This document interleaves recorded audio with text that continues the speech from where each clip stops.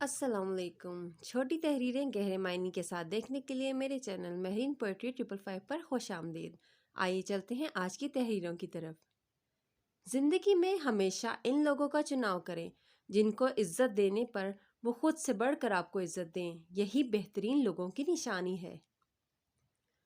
कुछ लोग इतना अच्छा सबक सिखा देते हैं कि फिर सारी ज़िंदगी किसी और से कुछ सीखने की तलब ही महसूस नहीं होती। छोटी मगर गहरी बात, जब नाखून बढ़ जाते हैं तो नाखून ही काटे जाते हैं, उंगलियां नहीं। बिल्कुल इसी तरह जब किसी रिश्ते में गलत फहमियाँ पैदा हो जाती हैं तो गलत फहमियाँ ख़त्म करनी चाहिए, रिश्ता नहीं।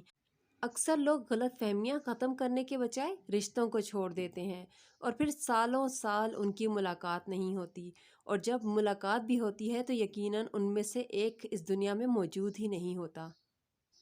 कुरान मजीद में जितनी भी कौमों की तबाही का जिक्र है, इनमें से एक भी कौम की तबाही की वजह रोज़ा, हज, ज़कात छोड़ना नहीं थी, बल्कि कम तोलना, रिश्वत सतानी, इंसाफ न करना, किसी का हक खाना, मिलावट करना, किसी को नाहक कत्ल करना।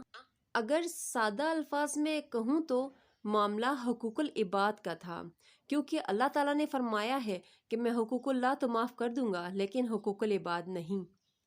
गलत फहमी का अजाला सिर्फ उसी सूरत में मुमकिन है जब सामने वाले के दिल में आपके लिए कोई ख़ास मुकाम हो। इससे कोई फ़र्क नहीं पड़ता कि आप देखने में कैसे लगते हैं। अगर आप लोगों के लिए आसानियाँ पैदा करते हैं तो आप दुनिया के खूबसूरत तरीन इंसान हैं।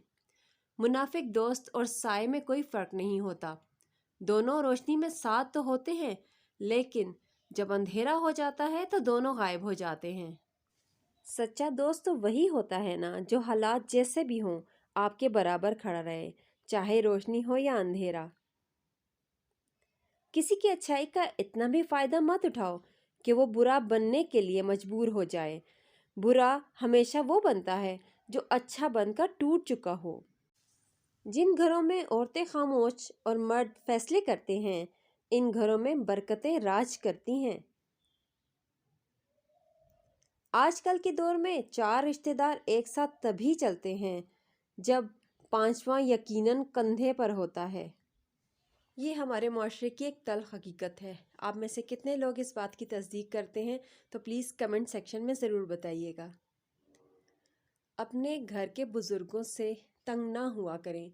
इनके सफ़ेद बालों से सारा घर चमक रहा होता है। इनकी बरकतें होती हैं जो हमारे घरों में, हमारे रिस्क में नज़र आती हैं।